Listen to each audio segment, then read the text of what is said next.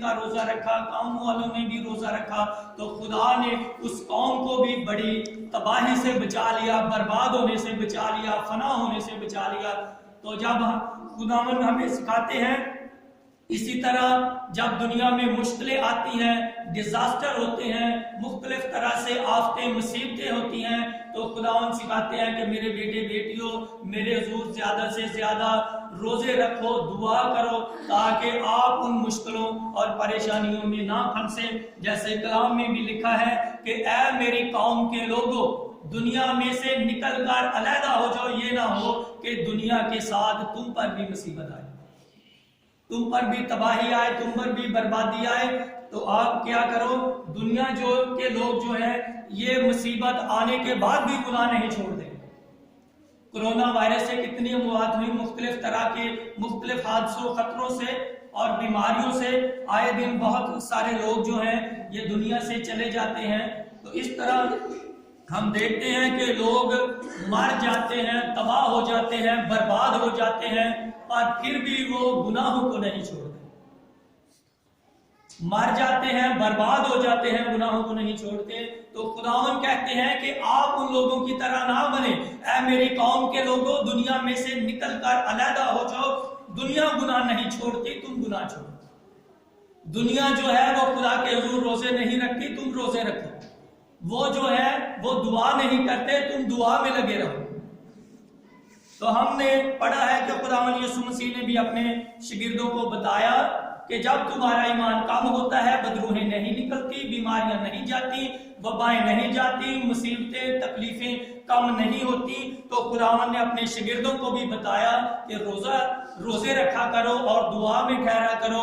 جب آپ دعا کیا کریں گے، روزے رکھیں گے، تو خدا آپ کو ایمان دے گا، اور جب آپ کو ایمان ملے گا تو پھر ایسا ہوگا کہ خداوند آپ کو بلیس کریں گے اور آپ کو برکت دیں گے۔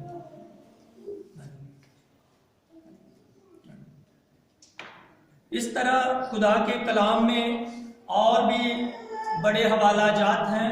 جب لوگ پریشان ہوتے ہیں، مشکلوں مصیبتوں میں ہوتے ہیں، یہاں تک ہوتا ہے کہ جو خدا کے لوگ ہوتے ہیں، خدا کے جو نبی ہوتے ہیں، وہ بھی کسی وقت ان کا بھی ایمان کم ہو جاتا ہے اور وہ بھی مشکلات کا شکار ہوتے ہیں۔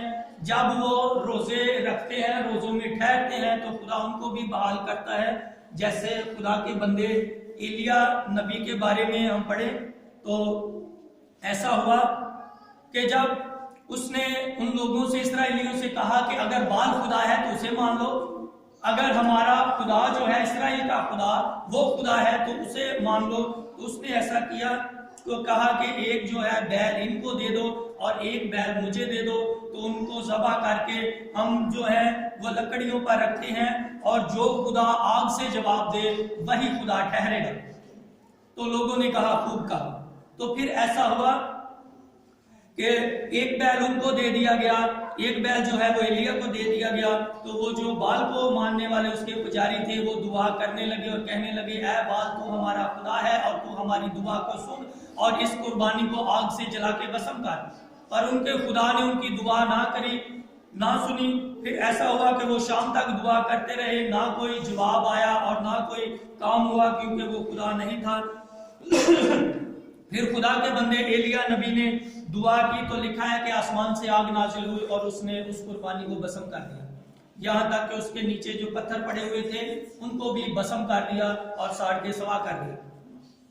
تو ہم سیکھتے ہیں کہ اس طرح ایلیا نبی کے وسیلے ایک بڑا معجزہ ہوا۔ اس کے بعد جو ایزبل ملکہ تھی، اس نے سنا کہ اس نے میرے جو ہے وہ نبیوں کو مروا ڈالا ہے۔ اس نے ایک قاصد کو بھیجا اور کہا کہ کل میں اگر تیری جان کو ان کے ساتھ نہ ملا دوں تو دیوتا مجھ سے ایسا ہی بلکہ اس سے بھی زیادہ کرے۔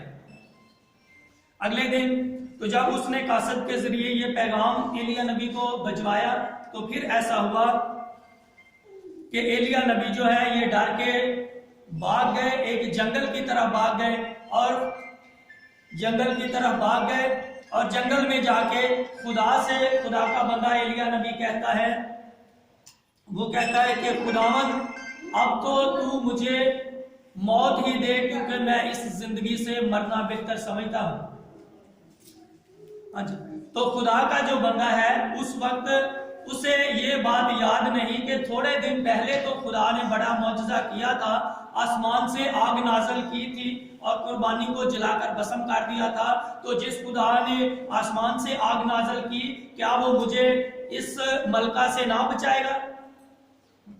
تو پر اب اس کی ہمت جواب دے چکی تھی، وہ نا امید ہو گیا تھا اور خدا سے کہتا ہے کہ میں تو مرنا ہی چاہتا ہوں۔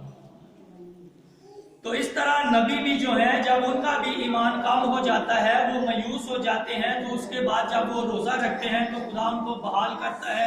اس کے بعد ایسا ہوا کہ وہ سو گیا اور جب اٹھا اس نے اپنے سرہانے پر ایک پانی میں سراہی کو، پانی کی بھری ہوئی سراہی تھی اور اس کا کھانا جو ہے اس سرہانے میں پڑا ہوا تھا، اس نے اسے کھانے کو کھایا اور پانی پیا اور وہ پہاڑ کی طرف چل دیا۔ تو اس طرح پھر اس نے 40 دن اور 40 رات کچھ نہ کھایا، وہ روزے میں رہا۔ پھر وہ 40 دن رات کے روزے میں رہا۔ جب اس کو روزے میں رہا تو پھر خدا نے اسے اس کی طاقت کو بحال کیا، اس کے ایمان کو بحال کیا اور پھر وہ جو ہے وہ غالب آیا۔ اس طرح ہم سیکھتے ہیں کہ جب نبی بھی جب مایوس ہو جاتے ہیں، نبی بھی جب پریشان ہو جاتے ہیں، تو پھر ایسا ہوتا ہے کہ خداوند کے جب وہ خداوند کے حضور دعا میں ٹھہرتے ہیں، خداوند کے حضور روزوں میں ٹھہرتے ہیں، تو پھر خدا ان کو بحال کرتا ہے، ان کو برکت دیتا ہے۔ کلام میں سے ہم سیکھ رہے ہیں کہ جب دنیا میں آفتیں ہوتی ہیں، مصیبتیں ہوتی ہیں، بیماریاں نہیں جاتی، تنگی تکلیفیں نہیں جاتی اور جو بے روزگاری نہیں جاتی، بدروہیں نہیں نکلتی، مشکلیں نہیں ختم ہوتی، وبائیں نہیں ختم ہوتی، تو خداوند یسوع مسیح ہمیں سکھاتے ہیں، جیسے خداوند یسوع مسیح نے اپنے شاگردوں کو کہا کہ یہ قسم دعا اور روزے کے بغیر نہیں نکل سکتی۔ آج خداوند یسوع ہمیں بھی سکھاتے ہیں کہ اے میرے بیٹے بیٹیوں، جب مشکلیں پریشانیاں نہ جائیں تو میرے حضور دعا کیا کرو، میرے حضور روزے رکھو، تو پھر ایسا ہوگا کہ خدا آپ سے آفتوں کو، مصیبتوں کو دور کرے گا اور اپنے لوگوں کو برکت دے گا۔ خداوند کلام پر عمل کرنے کی توفیق دے اور اس کے وسیلے سے برکت عطا فرمائے۔